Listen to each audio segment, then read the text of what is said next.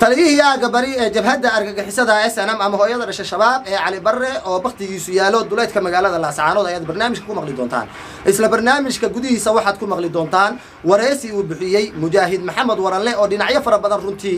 taabanaya waxaan kaloo barnaamijka ku iftiimin doonaa isla markaana aan tooshka la dul istaagi doonaa xabadihii beesha SSC ay ridaysay oo yeelan waaye wax dhaawac ah dhimasho mooyaane magacaygu waa Hilaacsoon channelkan aad igala socoto waa Hilaacsoon waxa idiin soo gudbiyaa waa warar sugan oo xaqiiqa isla markaana xaqiiqda ku qotama si aad ula socoto warbixinada ugu dambeeyay ee gobolada SSC fadlan nagu soo biir oo calaamada cas ee subscribe-ka naga cadee gambaleelkana furo guul iyo gobonnimo ugu horreyn waxaan salaamayaa jamaahiirta SSC waxaan leeyahay guuleysta meel kasto oo aad ku sugantiin isla waqtigan ugu horreyn wararku waxay nagu soo gaarayaan taliyihii aaga bari ee la oran jiray Cali Barre gacan ku dhiigla Cali Barre inuu baqtigiisu yaalo duleedka magaalada Laascaanood waxaana ka afayfanayaa saad ku aragtaan magadaashada sawirada ka muuqda shuruucda YouTube-ka ma ogola in fiidiyoyada qaar la isticmaalo sawiradan kuwa ka xun oo muuqaal ah ayaan idin la wadaagi lahaa balse waxa noo diidaya shuruucaha u degan social media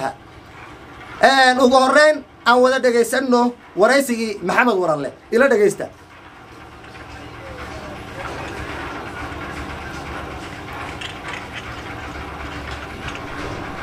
dagaalka maanta dhacay waxa weeye idaacadaha ama telefishinada ka daawan doontaan ciidamada Soomaaliyeedka ama maleeshiyada yes waa sida loo baahan yahay khasaarahaas soo duulay gobolka Sool iyo agagaarkiisa runtii khasaare aad u baahan loo geystay waad maqlaysaan ugu yaraan halkaas ilaa 7 kiiloomitir ilaa 8 kiiloomitir ay magaalada Laascaanood u jirtaa iyo hadee magaalada ilaa 7 kiiloomitir baa magaalada laga duulay waa la fogeeyay khasaare aad iyo aad u baahan la gaarsiiyay wali la isma gaarin waxaana laga dareemi doonaa gobollo badan aan ogahay baroortuna waa socon doontaa dagaalku waa bilow maydku sida uu daadsan yahay wiilal yar oo haddee baydanka leeyahay maleeshiyada oo yacnaha qoryaha kaayaasita ayaa maaragtay yaa daadsan oo haddee baydanka leeyahay aad bay u daadsan yihiin maydka waxadee waxa weeye oo aad bay u daadsan aad bay u dhinteen tiro aad badan baa u dhiman waa wareeg shalay cidi lama dagaalamay shalay cidi lama dagaalamina dumarka iyo carruurta iyo haddee dhalinyaro yaryar baa aakiyaasii maanta ayaa gacan loola tagtay maanta ayaa qoriga yada xabadda dhignatay maanta ayaa hubka yada ku jitaabinay run ahaantii farqiga u dhexeeya wuxuu yahay yacnaha waxa weeye dagaal shalay dhacay ma jirin iyagaa weerar ahaa weerarkii ay ahaayeen haddee kaleya wiilal yar dadkii maaragtay markaas hurdada ka toosay baa maaragtay xoogaa rasaasiyey oo maaragtay aad u daayay haddee bayda kale laakiin dagaalkan maanta waxa u laba dhaxaadisay ciidamada baa u laba dhaxaadisay ciidankaasaa gacan bir ah ku qabtay oo magaalada ilaa 7 kiiloomitir soomaalida oo dhan baa waxay dhaqan u leedahay qofka marka laga adkaado haddii loola jiray aadan carab baa wuxuu qabiyada ugu xigay maqaad la hubsan weydeene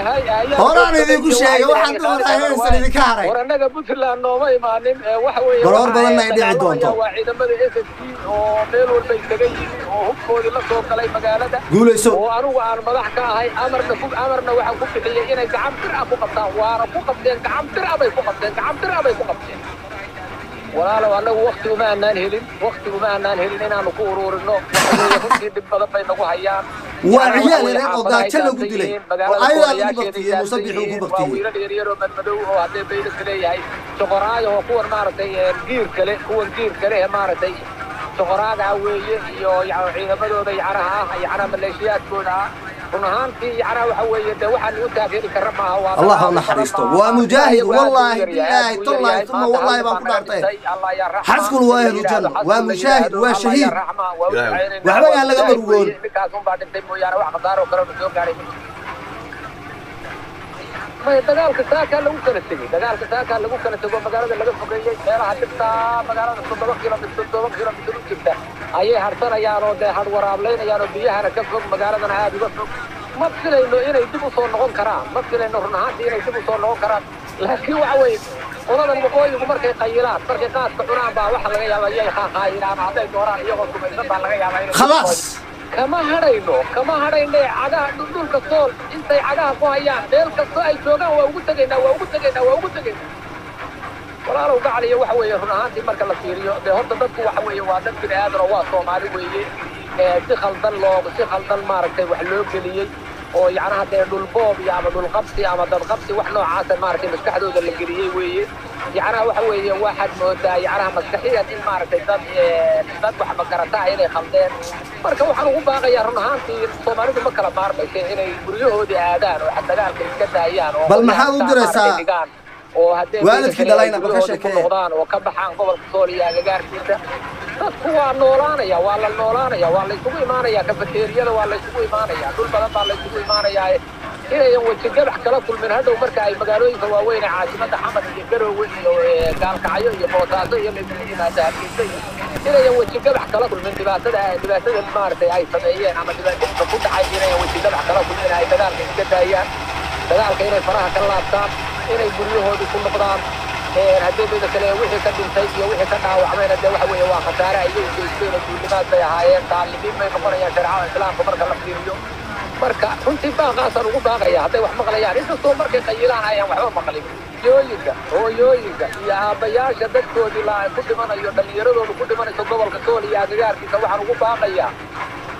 bilays waxaan idinka codsanayaa baan leeyahay bilays waxa weeye waxaan idinka codsanayaa waxa weeye wiilkiina wuu dhimanayaa wuu dhaawacmayaa wuu halaagsamayaa haddii gobolka Sool iyo agagaarkiisa ka tagi waayo dhibka ku dhaca anagu mas-uul kama nihin wax mas-uuliyada aanu ka nahay ma jirto waxaan idinku baaqayaa carruurtiina inaad kaxaysataan oo guryihiina ku ceshataan ma samayn kartaan inay halkaa intay ku noolaadaan maalin walba xabadda kusoo ridaan ma samayn karaanoo waxa weeye uma dulqaadan karto faanoole fari kama qodna faanoole fari kama qodna waxay saa uga cabaadayaan war meeyiciisi aad wadatay wax meediin tari waayeen iyo doorow faanoole fari kama qodna dhawaaq badan baroor badan waa yeeri doontaa runtii waxaan leeyahay dadka saxafiyiinta isku sheegaya ama baraha bulshada soo gelinaya waxyaabaha